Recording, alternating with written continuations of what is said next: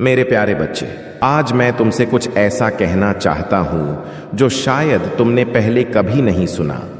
एक ऐसी बात जो तुम्हारे भीतर की गहराई में उतर जाए, जो तुम्हारी आत्मा को छू जाए, जो तुम्हारी आंखों को नम कर दे और तुम्हारे हृदय में एक ऐसी लौ जला दे जो फिर कभी बुझे नहीं। आज की यह बात केवल तुम्हारे लिए है। हां, केवल तुम्हारे लिए। जब तुमने यह वीडियो खोला, जब तुमने यह संदेश सुनना शुरू किया, तो यह संयोग नहीं था। यह उस महादेव की लीला थी जो सबके भीतर बैठा है, जो सबकी पुकार सुनता है, जो सबकी आंखों के आंसू गिनता है और जो सही समय पर सही माध्यम से अपने भक्त तक पहुंचता है। तुम आज जहां हो, जिस स्थिति में हो, जिस दर्द को लेकर बैठे हो, जिस चिंता से घिरे हुए हो, जिस प्रश्न का उत्तर खोज रहे हो, उसका जवाब आज तुम्हें मिलेगा। मैं वादा करता हूं। नहीं, यह मेरा वादा नहीं, यह भोलेनाथ का वादा है जो उन्होंने युगों पहले किया था और जो आज भी उतना ही सच है जितना उस दिन था। मेरे प्यारे बच्चे, एक कहानी सुनो। बहुत समय पहले की बात नहीं है। शायद यह कहानी तुम्हारी ही है। शायद इस कहानी का नायक तुम ही हो। एक छोटे से गांव में, जहां पहाड़ों की छांव थी और नदी की कलकल आवाज थी, वहां एक युवक रहता था। उसका नाम था शिव प्रसाद। नाम में भोलेनाथ का आशीर्वाद था, लेकिन जीवन में उस समय केवल अंधेरा था। शिव प्रसाद के पिता एक साधारण किसान थे। मां घर संभालती थी। परिवार छोटा था, जरूरतें बड़ी थीं। शिव प्रसाद पढ़ना चाहता था, वह आगे बढ़ना चाहता था। उसके भीतर एक आग थी, एक सपना था, एक तड़प थी। लेकिन जीवन की परिस्थितियां वे इस आग को बुझाने में लगी थीं। जब वह 10वीं कक्षा में था तो उसके पिता बीमार पड़ गए। घर में पैसे नहीं थे। मां ने पड़ोसियों से उधार लिया, रिश्तेदारों के दरवाजे खटखटाए। लेकिन जब दुख आता है तो रिश्तेदार भी दूर हो जाते हैं। यह संसार का नियम है मेरे बच्चे। जब सूरज चमकता है तो सब साथ होते हैं। जब बादल घिरते हैं तो लोग छाता लेकर घर के भीतर चले जाते हैं। शिव प्रसाद ने पढ़ाई छोड़ दी, खेत में काम करने लगा। सुबह से शाम तक धूप में जलता रहा। हाथों में छाले पड़ गए, पीठ झुक गई, लेकिन आंखों में वह सपना अभी भी था। वह जानता था कि एक दिन कुछ बदलेगा। उसे भरोसा था। किस पर, उसे खुद नहीं पता था। लेकिन कहीं ना कहीं भीतर एक आवाज थी जो कहती थी, रुको मत, चलते रहो। 2 साल बीते, 3 साल बीते। पिता धीरे धीरे ठीक हुए, लेकिन पूरी तरह से नहीं। घर की जिम्मेदारी शिव प्रसाद पर आ गई। छोटी बहन की शादी का सपना था मां का, वह भी अब शिव प्रसाद के कंधों पर था। चारों तरफ से बोझ था। ऊपर से आकाश था जिसमें सितारे थे, लेकिन रोशनी नहीं मिलती थी। एक रात शिव प्रसाद खेत में अकेला बैठा था। चांद निकला हुआ था, ठंडी हवा चल रही थी। उसने आकाश की तरफ देखा और पहली बार रो पड़ा। वह इतना मजबूत बना रहा था इतने सालों से, लेकिन उस रात, उस अकेलेपन में वह टूट गया। उसने हाथ जोड़े और कहा, भोलेनाथ, मुझे नहीं पता तुम हो या नहीं, मुझे नहीं पता कि मेरी आवाज तुम तक पहुंचती है या नहीं, लेकिन अगर हो, अगर सुन रहे हो तो बताओ। बस एक संकेत दो कि मैं सही रास्ते पर हूं। मेरे प्यारे बच्चे, क्या तुमने कभी ऐसे किसी पल में खुद को पाया है? क्या तुमने भी कभी अकेले में आकाश की तरफ देखा है और भगवान से पूछा है कि मैं कहां हूं, मेरा रास्ता कहां है? अगर हां, तो जानो कि उस क्षण में वे बहुत पास थे। उस क्षण में जब तुमने पुकारा, वे आए। वे हमेशा आते हैं। शिव प्रसाद रात भर रोया, और जब सुबह हुई, जब पहली किरण आई, तो उसे एक अजीब सी शांति महसूस हुई। एक ऐसी शांति जो पहले कभी नहीं आई थी। ऐसा लगा जैसे किसी ने उसके सिर पर हाथ रख दिया हो। ऐसा लगा जैसे किसी ने कान में फुसफुसाया हो, मैं हूं, मैं यहां हूं। वह उठा, उसने कुएं से पानी भरा, मुंह धोया, और उस दिन उसके मन में एक विचार आया जो पहले कभी नहीं आया था। उसने सोचा कि शहर जाकर मेहनत करूंगा। पहले कभी यह सोच नहीं आई थी। हमेशा डर था कि शहर में कौन जानता है, कोई पहचान नहीं, कोई सहारा नहीं। लेकिन उस सुबह डर नहीं था, केवल एक दृढ़ संकल्प था। और मेरे बच्चे, यही होती है भोलेनाथ की कृपा। ये किसी चमत्कार की तरह नहीं आती, यह आंधी की तरह नहीं आती, यह बहुत शांत होती है। यह एक विचार की तरह आती है, एक निर्णय की तरह आती है, एक साहस की तरह आती है जो अचानक तुम्हारे भीतर जन्म लेता है और तुम्हें आगे बढ़ा देता है। अब मैं तुमसे एक बात कहना चाहता हूं, मेरे प्यारे बच्चे। यह चैनल जिसे तुम देख रहे हो महादेव की वाणी है। यहां हर दिन ऐसे संदेश आते हैं जो तुम्हारी आत्मा को छूते हैं। यहां हर दिन भोलेनाथ का आशीर्वाद बांटा जाता है। अगर तुमने अभी तक चैनल सब्सक्राइब नहीं किया है तो अभी करो, क्योंकि यहां आना संयोग नहीं है। यह महादेव की इच्छा है कि तुम यहां रहो, यह संदेश सुनते रहो, इस दिव्य ऊर्जा से जुड़े रहो। सब्सक्राइब करो और बेल आइकन दबाओ ताकि हर संदेश तुम तक पहुंचे। और साथ ही मेरे बच्चे, हम एक बहुत पवित्र काम कर रहे हैं। हम भंडारे का आयोजन कर रहे हैं जहां सैकड़ों जरूरतमंद लोगों को प्रसाद मिलेगा, भोजन मिलेगा, आशीर्वाद मिलेगा। यह भंडारा भोलेनाथ के नाम पर है।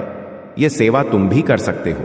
स्क्रीन पर तुम्हें एक बार दिखाई दे रहा होगा, उसी पर अपनी श्रद्धा अनुसार योगदान करें।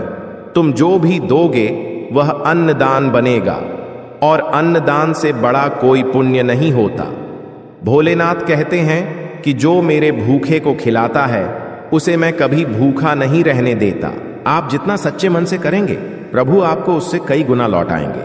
हे भोलेनाथ, हे महादेव, हे कैलाशपति, जो भी इस समय यह संदेश सुन रहा है और सहयोग कर रहा है, उसकी हर सच्ची मनोकामना पूर्ण करो। उसके घर में सुख की धारा बहाओ। उसके परिवार को स्वास्थ्य दो, प्रेम दो, समृद्धि दो। जिस हाथ ने तुम्हारे भक्तों की सेवा में योगदान दिया है, उस हाथ को कभी खाली मत रहने देना महादेव। जिस मन ने श्रद्धा से दिया है, उस मन को शांति दो, आनंद दो। ऐसा हो, ऐसा ही हो।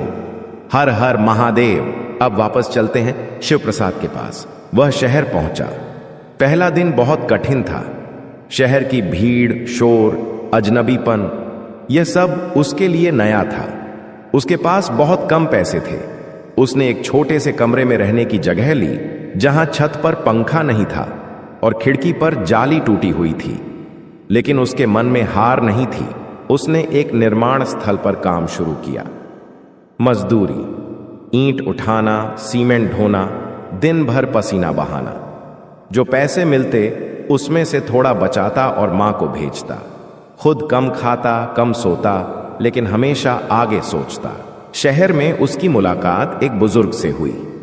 बहुत पुराने जमाने के आदमी थे। रोज सुबह वे एक पेड़ के नीचे बैठते थे। उनके हाथ में एक छोटी रुद्राक्ष की माला होती थी। वे जप करते थे। शिव प्रसाद ने एक दिन उनसे पूछा, बाबा, आप क्या मांगते हैं भगवान से? बुजुर्ग ने आंखें खोली, मुस्कुराए और कहा, बेटा, मैं कुछ मांगता नहीं, मैं केवल धन्यवाद देता हूं। शिव प्रसाद चौंका। धन्यवाद? किस बात का? जब जीवन में इतनी तकलीफ हो तो धन्यवाद किस बात का? बुजुर्ग ने कहा, बेटा, तू जिंदा है, यह धन्यवाद। तू सांस ले रहा है, यह धन्यवाद। तुझे आज सूरज दिखा, यह धन्यवाद। तू मुझसे मिला, यह धन्यवाद। जब तू मांगता है तो भगवान को याद दिलाता है कि तू अभी भी कमी में हो। जब तू धन्यवाद देता है तो भगवान को संकेत देता है कि तू उसकी कृपा को महसूस कर सका, और जो कृपा महसूस करता है उस पर और कृपा होती है। मेरे प्यारे बच्चे, यह बात तुम्हारे लिए है। क्या तुम आज धन्यवाद दे सकते हो?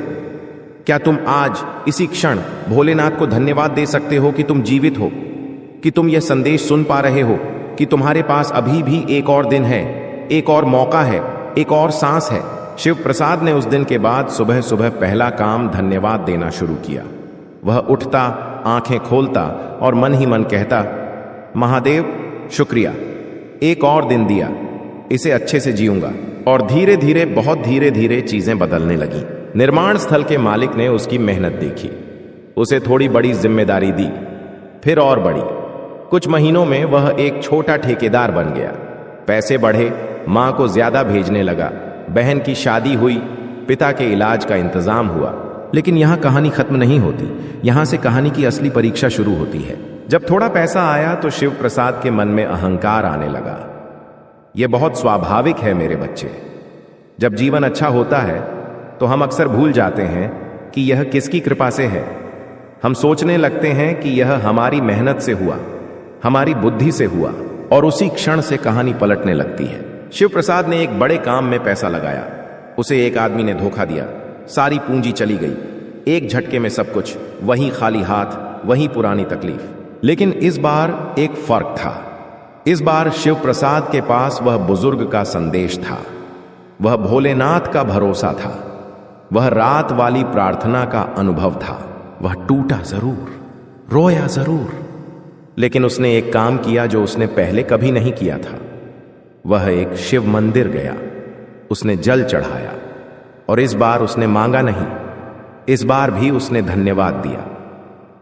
महादेव, शुक्रिया। शायद यह नुकसान मेरी रक्षा के लिए था, शायद कुछ बड़ा जाने से बचाया तुमने, शुक्रिया। और तभी एक चमत्कार हुआ। मंदिर से निकलते हुए उसकी मुलाकात एक व्यापारी से हुई। वे वहां रोज पूजा करने आते थे। उन्होंने शिव प्रसाद का चेहरा देखा। उसमें कुछ था, एक ईमानदारी, एक पारदर्शिता। उन्होंने बात की और उस बातचीत से एक नया रास्ता खुला। मेरे बच्चे, यही होता है। जब तुम भोलेनाथ के दरवाजे पर जाते हो तो वे तुम्हें खाली हाथ नहीं लौटाते। वे हमेशा कुछ न कुछ देते हैं। कभी पैसा नहीं, कभी एक मुलाकात देते हैं, कभी एक विचार देते हैं, कभी एक रास्ता दिखाते हैं। और अब मैं तुमसे एक और बात कहना चाहता हूं। यह भंडारा, यह सेवा, यह जो हम कर रहे हैं, यह भी ऐसी ही एक मुलाकात है जो भोलेनाथ ने तुम्हारे और हमारे बीच कराई है। तुम यहां आए, तुमने यह संदेश सुना, और अब तुम्हारे सामने एक अवसर है, एक ऐसा अवसर जो हर दिन नहीं आता। जो भगवान के कार्य में लगता है वह कभी कम नहीं होता। यह सनातन सत्य है, यह भोलेनाथ का वचन है। स्क्रीन पर आपको एक बार दिखाई दे रहा होगा, उसी पर अपनी श्रद्धा अनुसार योगदान करें। जितना बन सके उतना अवश्य करें। भोलेनाथ आपकी झोली खाली नहीं रहने देंगे। आज जो दोगे कल कृपा बनकर लौटेगा। और यह केवल कहने की बात नहीं है, यह उन हजारों लोगों का अनुभव है जिन्होंने श्रद्धा से दिया और जिनकी जिंदगी बदल गई। हे महेश्वर, हे त्रिनेत्रधारी, जो भी तुम्हारे इस कार्य में आज सहयोग कर रहा है उसके जीवन में तुम्हारी कृपा की वर्षा हो। जो मुश्किलें उसे रात को सोने नहीं देती उन्हें दूर करो प्रभु। जो रिश्ते टूटे हुए हैं उन्हें जोड़ो। जो काम रुके हुए हैं उन्हें आगे बढ़ाओ। जो सपने मन में हैं और जिनके पूरा होने की उम्मीद टूट चुकी है, उन सपनों में फिर से जान डालो महादेव। यह तुम्हारा भक्त है, यह तुम्हारा बच्चा है, इसे थामे रखो महादेव। हर हर महादेव। अब वापस शिव प्रसाद के पास। उस व्यापारी ने शिव प्रसाद को अपने व्यापार में एक छोटी भूमिका दी। शिव प्रसाद ने इस बार पैसे को लेकर एक अलग सोच रखी। उसने पहले एक छोटी सी राशि अलग की जो वह दान करता था। हर महीने भोलेनाथ के मंदिर में जरूरतमंदों को। वह जानता था कि उसके पास जो है वह उसका नहीं है, यह परमात्मा का है और परमात्मा को ही वापस करना है। और जैसे जैसे उसने देना शुरू किया उसे मिलना शुरू हुआ। यह कोई जादू नहीं था, यह एक नियम था, ब्रह्मांड का नियम। जो देता है उसे मिलता है, जो बांटता है उसके पास और आता है। यह भोलेनाथ का नियम है। 5 साल बाद शिव प्रसाद एक सफल उद्यमी था। उसके पास एक छोटा लेकिन अपना व्यवसाय था। उसकी मां को अच्छा घर मिला था, पिता के लिए सही इलाज हो पाया था, और हर साल वह एक भंडारे का आयोजन करता था जहां सैकड़ों लोग खाते थे, जहां गरीब, भूखे, अकेले लोगों को प्रसाद मिलता था। मेरे प्यारे बच्चे, क्या तुम जानते हो कि शिव प्रसाद कहां से बदला? उस रात से, उस खेत में बैठकर रोने की रात से, जब उसने पहली बार सच्चे मन से पुकारा, जब उसने अहंकार छोड़ा, जब उसने धन्यवाद देना सीखा, जब उसने देना शुरू किया। और अब मैं तुमसे एक सीधा प्रश्न पूछता हूं, क्या तुम अभी वहां हो जहां शिव प्रसाद उस खेत में था? क्या तुम्हारे जीवन में इस समय कोई ऐसा दर्द है जो तुम्हें रात को जगाए रखता है? क्या कोई ऐसी समस्या है जिसका हल दिख नहीं रहा? क्या कोई रिश्ता टूटा हुआ है? क्या कोई सपना धुंधला पड़ गया है? अगर हां तो सुनो, भोलेनाथ को तुम्हारी बात पता है। वे जानते हैं, वे देख रहे हैं, वे सुन रहे हैं और वे कह रहे हैं, मेरे बच्चे, मैं हूं, रुको मत। कभी कभी जो कठिनाई आती है वह हमें तोड़ने के लिए नहीं, निखारने के लिए आती है। सोने को जब आग में तपाते हैं तो वह और शुद्ध हो जाता है। पत्थर को जब छेनी से काटते हैं तो वह मूर्ति बन जाता है। तुम भी उसी प्रक्रिया से गुजर रहे हो, तुम भी निखर रहे हो, तुम भी वह मूर्ति बन रहे हो जिसे भोलेनाथ तराश रहे हैं। मेरे बच्चे, एक और कहानी है जो मैं तुम्हें सुनाना चाहता हूं। यह कहानी एक मां की है। उसका नाम था सावित्री। वह एक छोटे शहर में रहती थी। पति की मृत्यु के बाद उसने अकेले 3 बच्चों को पाला था। वह दूसरों के घरों में काम करती थी, बर्तन मांजती थी, झाड़ू लगाती थी, कपड़े धोती थी। हाथ जब शाम को घर लौटते थे तो लाल हो जाते थे, कट जाते थे, लेकिन उसके चेहरे पर शिकायत कभी नहीं आई। क्यों? क्योंकि वह जानती थी कि उसकी शक्ति का स्रोत भोलेनाथ है। वह जानती थी कि इस दुनिया में अकेली नहीं है। वह हर सोमवार को उपवास रखती थी, बिना नागा किए, चाहे घर में कुछ हो या ना हो। एक बार बहुत बुरा समय आया। बड़े बेटे को नौकरी से निकाल दिया गया। घर में पैसे नहीं थे, बिजली का बिल बकाया था, दुकानदार उधार देने से मना कर रहा था। उस रात सावित्री ने कुछ नहीं खाया, बच्चों को खिला दिया और खुद भूखी सो गई। लेकिन रात में उसे एक स्वप्न आया। उस स्वप्न में उसने देखा कि एक ज्योतिर्लिंग है, बहुत चमकीला, और उस ज्योतिर्लिंग से एक आवाज आई, सावित्री डरो मत, कल का सूरज नई खबर लाएगा। वह सुबह उठी, मन में एक अजीब सी शांति थी। उसने पानी लिया, शिव का ध्यान किया और निकल पड़ी। और वह दिन वाकई अलग था। उस दिन उसके पड़ोस में एक नया परिवार आया था। उन्हें घर में काम करने वाली किसी की जरूरत थी।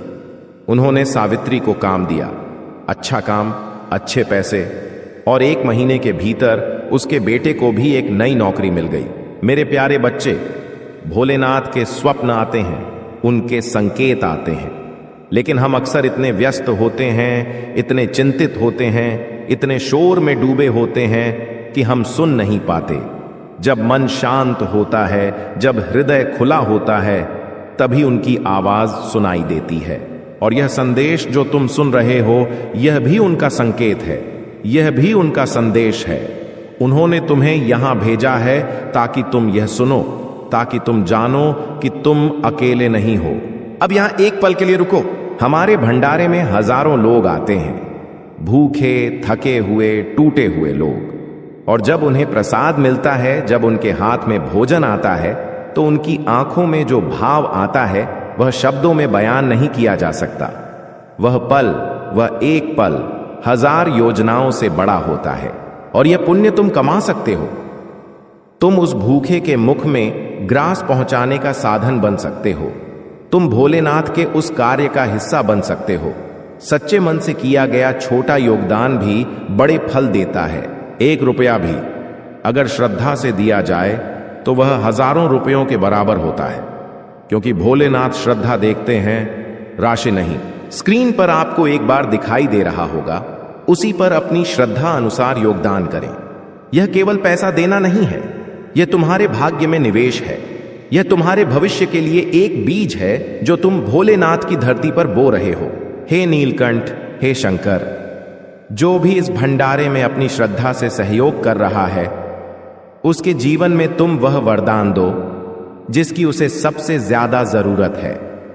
जो बीमार है उसे स्वास्थ्य दो, जो परेशान है उसे सुकून दो, जो अकेला है उसे सहारा दो, जो रो रहा है उसके आंसू पोंछो।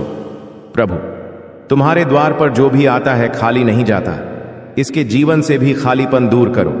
हर हर महादेव। मेरे प्यारे बच्चे, अब मैं तुम्हें एक और गहरी बात बताना चाहता हूं। यह बात भोलेनाथ की प्रकृति के बारे में है। तुमने सुना होगा कि भोलेनाथ बहुत जल्दी प्रसन्न होते हैं, इसीलिए उन्हें आशुतोष कहते हैं। आशु मतलब शीघ्र, तोष मतलब प्रसन्न।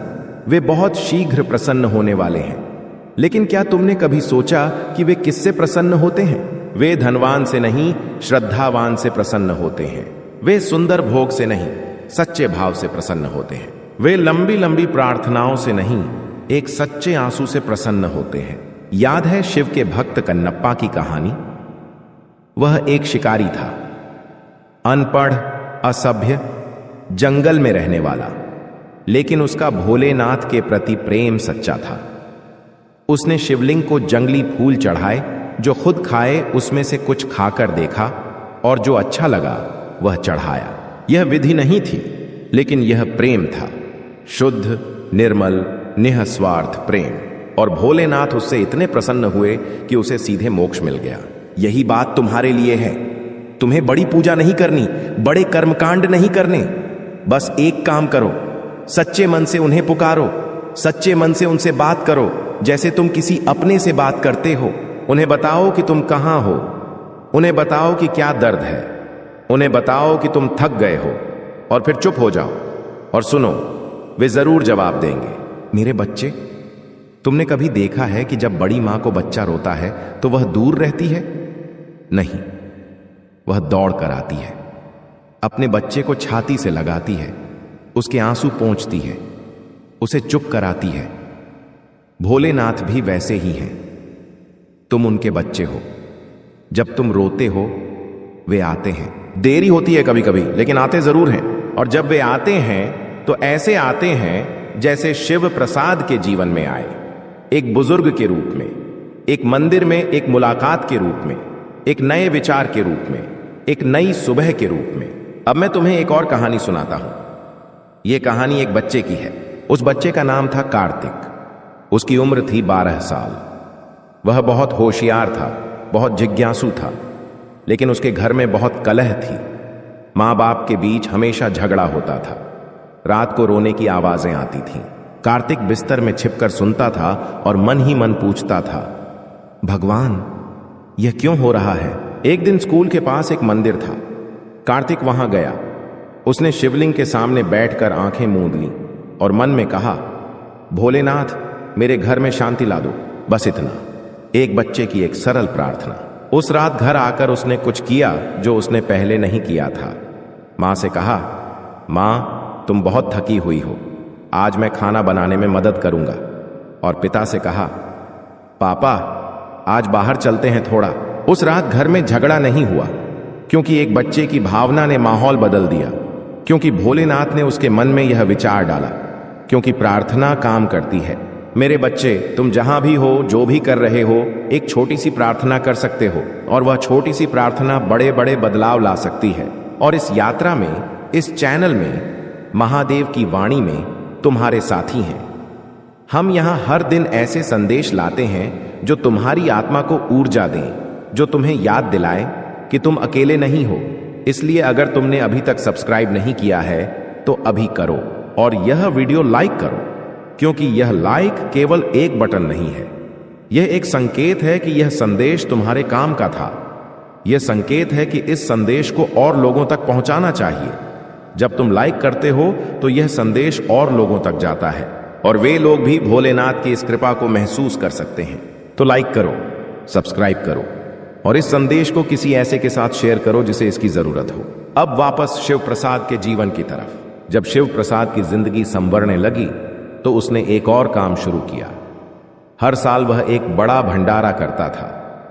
उस भंडारे में वह अपने गांव के सभी बुजुर्गों को बुलाता था, सभी गरीब परिवारों को बुलाता था। वह खुद खाना परोसता था, हाथ में थाली लेकर हर एक को देता था। और एक बार उसके भंडारे में एक बूढ़ी औरत आई, बहुत बूढ़ी, बहुत कमजोर। वह लाठी के सहारे चल रही थी। शिव प्रसाद ने उसे बैठाया, खाना परोसा।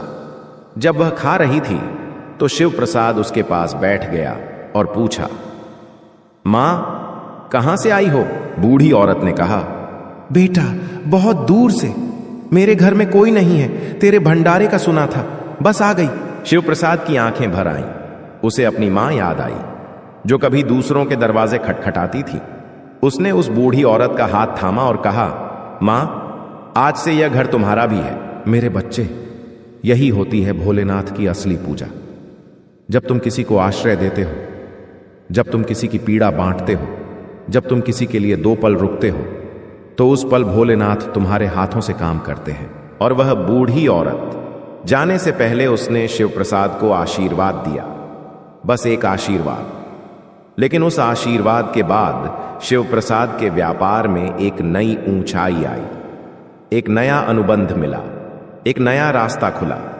उसने समझा कि वह बूढ़ी औरत कोई साधारण नहीं थी, वह भोलेनाथ की ही कोई लीला थी। मेरे प्यारे बच्चे, तुम्हारे जीवन में भी ऐसे पल आते हैं जब तुम्हें लगता है कि यह कोई साधारण मुलाकात नहीं है, यह कोई साधारण घटना नहीं है, और वे पल भोलेनाथ की लीला के पल होते हैं। बस उन्हें पहचानो, बस उनके प्रति कृतज्ञ रहो। अब मैं तुम्हें एक बहुत महत्वपूर्ण बात बताता हूं। यह बात उन लोगों के लिए है जो कहते हैं कि मैं बहुत मेहनत कर रहा हूं लेकिन कुछ नहीं हो रहा। मेरे बच्चे, भोलेनाथ का समय और हमारा समय अलग होता है। हम चाहते हैं कि आज मांगा और कल मिल जाए, लेकिन वे जानते हैं कि तुम्हारे लिए क्या सही है और कब सही है। एक बीज बोने के बाद कितना समय लगता है? तुरंत पौधा नहीं आता, पहले जड़ें बनती हैं नीचे जमीन के भीतर, जो दिखता नहीं, जो नजर नहीं आता।